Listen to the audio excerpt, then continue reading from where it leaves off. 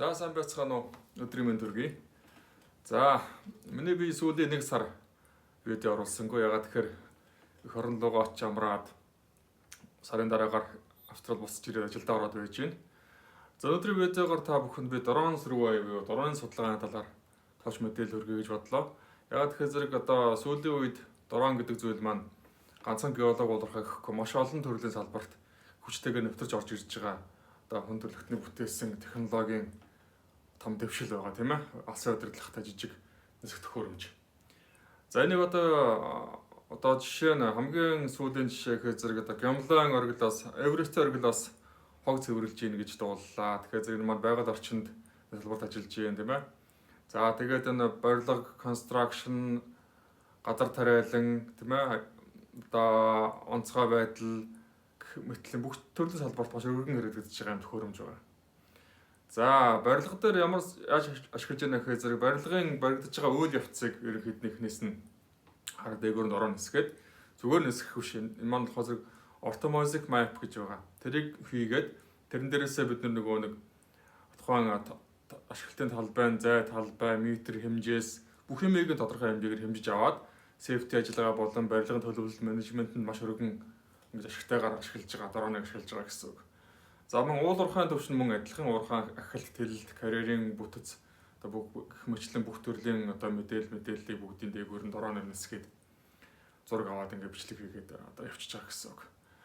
За одоо юунд одоо жишээ нь ганц одоо энэ юунаас гадна одоо дайнд маш их одоо өргөн ашиглаж байгааг та бүхэн мэдж байгаа тийм үү? Украины дайнд болохоор зэрэг нь танкийг одоо сөнөөж байгаа.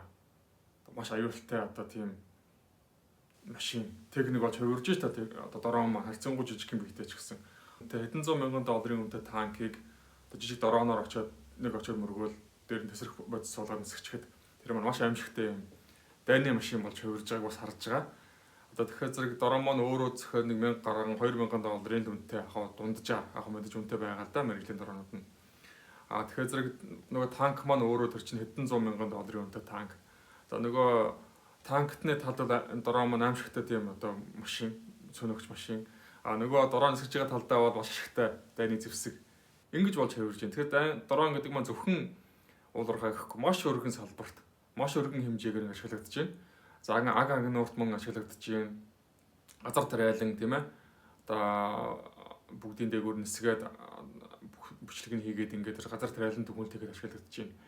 За тэгэхээр зэрэг одоо дроныг бид нэр үндсэнд нь хоёр төрөл ангилж бол маш олон төрлийн брэнд одоо загвар модельд байгаа л да. Тэгэхдээ бол үндсэнд нь яг бид нэр мэрэгжлийн болон сонирхогчийн дрон гэж хоёр ашиглаж болж байгаа.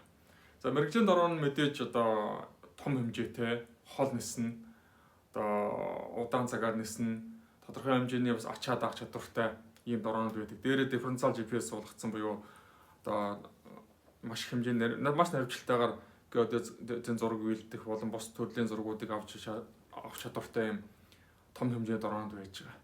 За хоёрдугаарх нь мэрэгжил сонирхогчийн дрон. Сонирхогчийн дрон маань болохоор зэрэг мэдээж яг арай жижиг хэмжээтэй ойрхон зэн ниснэ.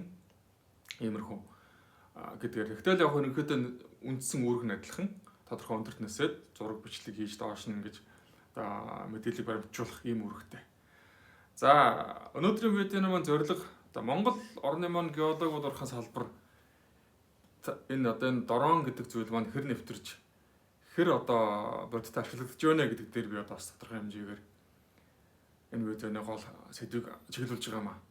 Тэгэхээр зэрэг би бол надад өөрийнхөө хэмжээнд тодорхой судалгаа хийсэн. За Шүтээсийн багш Эрдэнэ 2-ын одоо бичижсэн энэ дроны судалгааг хайгуулын төвшөнд ашиглах интерпреташн буюу тайлалтанд ашиглах талаар мөн танилцсан. За мөн бас энэ аюулгүй ажиллагаа онцгой байдлын албаныхан бас дроны тодорхой хэмжээгээр зураг бичлэг хийх ингээ баримтжуулах ажлыг хийж байгаа гэдгийг би бас сонссон. За харин манай геолог болрохын салбарт болохоор зэрэг дрон гэдэг зүйлийг бид нэр одоо ямар нэгэн чуулгын гар шилэр систем сонирхолтой эрдэсчил хувирал одоо чуулгын биеттэйгүр нисгээд структурын биеттэйгүр нисгээд тэндээс зураг аваад ингээд зурган дээрээс холбоотой тайлалт мэрэгжлийн програм оруулаад тэрнээс авсан зураг оруулаад тайлалтаа хийх ийм төвшний одоо энд ашиглах талаас нь ярих хэрэгтэй гэсэн үг. За Австралид бол жишээ нь бол одоо литигийн хайгууд хийж байгаа компаниуд одоо пигматитийн биетэй нөгөө боржингийн биетээс ялгаж харахын тулд дээрэс нь дрон нисгээд дроноос одоо нэсээ хэлсэн автомозаик гэж зураг байж байгаа. Тэр зургийг ингээд үйлдээд тэр зурган дээрээсээ ингэж үгээ авт боловсруулалтаа хийж эхэлдэг. За зүгээр энгийн нисч явж байгаа ганц ингээд зураг авах тэр автомозаик гэдэг зургийн ялгаа нь юу гэхээр зэрэг энгийн нисч байгаа одоо авсан зураг зөвхөн яг доош нь зураг авна. Тэгвэл бол зургийн өнцөг буланд байгаа биетүүд нөгөө асалтын нөгөө нөлөөлөл орж ирнэ гэсэн. Координатын хувьд нөгөө одоо юу байхгүй энэ ташуу ингэж зураг авах гэсэн. Тэгэхээр зэрэг координатын алдаа гарна гэсэн үг. Автомозаик гэдэг нь болохоор зэрэг дрон маань яг ингэ тодорхой профилийн дагуу хоорондоо нэг 20 м, 30 м зайтай профилийн дагуу ингэ нисээд тэгээд тодорхой давтамжтайгаар зургуудаа ингэж авдаг.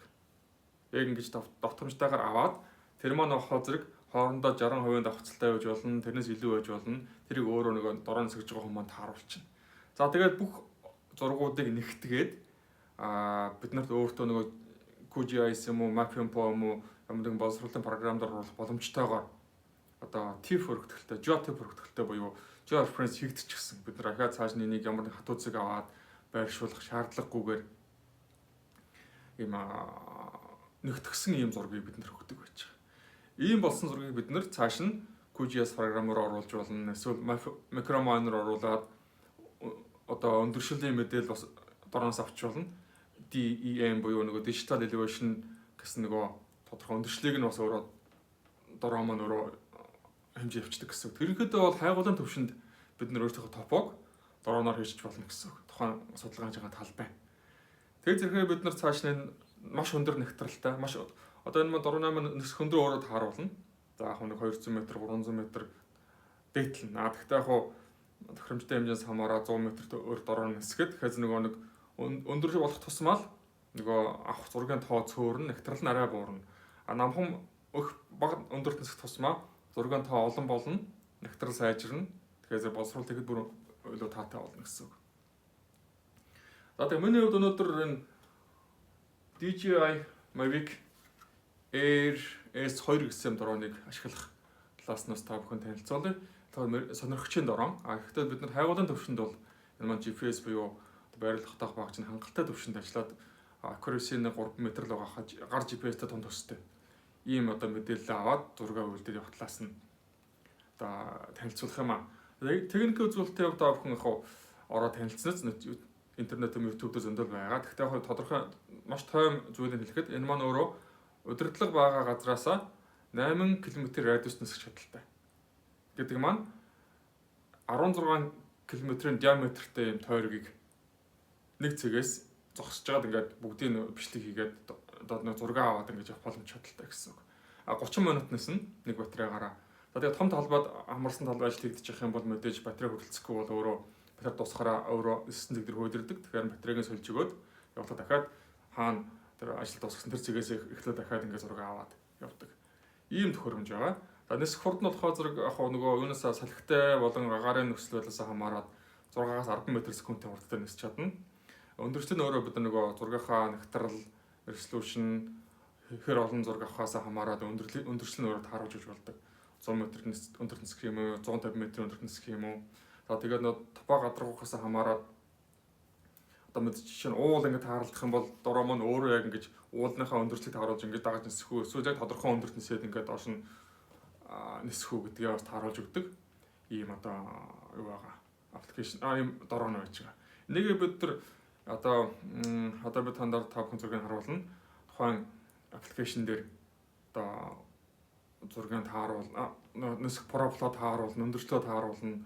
Энэ бас Торонто команд огно гэсэн. Ямар талбайд ямар зураг хийх, ямар өндөршөлт нисэх, хэдэн зураг авах, ямар хугацаанд дуусгах бүх командыг энэ төр аппликейшн дээр өгж хагаад дрон нисэхэд тэр маань өөр автоматар бид нар заавал нөгөө юу авах шаардлагагүй.